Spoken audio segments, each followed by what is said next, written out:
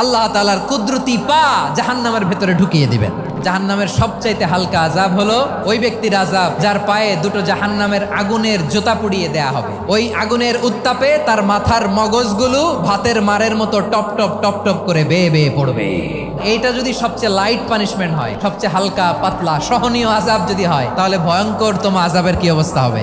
জাহান্নামের অবস্থা এত ভয়ঙ্কর হবে, জাহান্নামের ভেতরে লক্ষ লক্ষ কোটি কোটি কাফির মুশরিককে দেওয়ার পরেও জাহান্নাম বলবে হালমিম মাজিদ, আরো আছে নাকি, আরো দাও, আমার ক্ষুধা নিবারণ হয় নাই।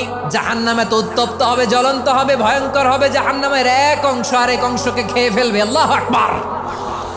জাহান্নামের রক্ষী ফেরেশতারা কি করবে তারা নিজেরাও বুঝতে পারবে না। কোনো কিছুতেই যখন জাহান্নামকে শান্ত করা যায় না, আল্লাহ তাআলা তার কুদরতি পা জাহান্নামে ঢুকিয়ে দিবেন। দেওয়ার সাথে সাথে জাহান্নাম থেকে আওয়াজ আসবে, কাত বিইজ্জাতিকা ওয়া বিকারামিকা, আল্লাহ আপনার ইজ্জতের কসম, যথেষ্ট হয়েছে, আর লাগবে না। সুবহানাল্লাহ বলেন।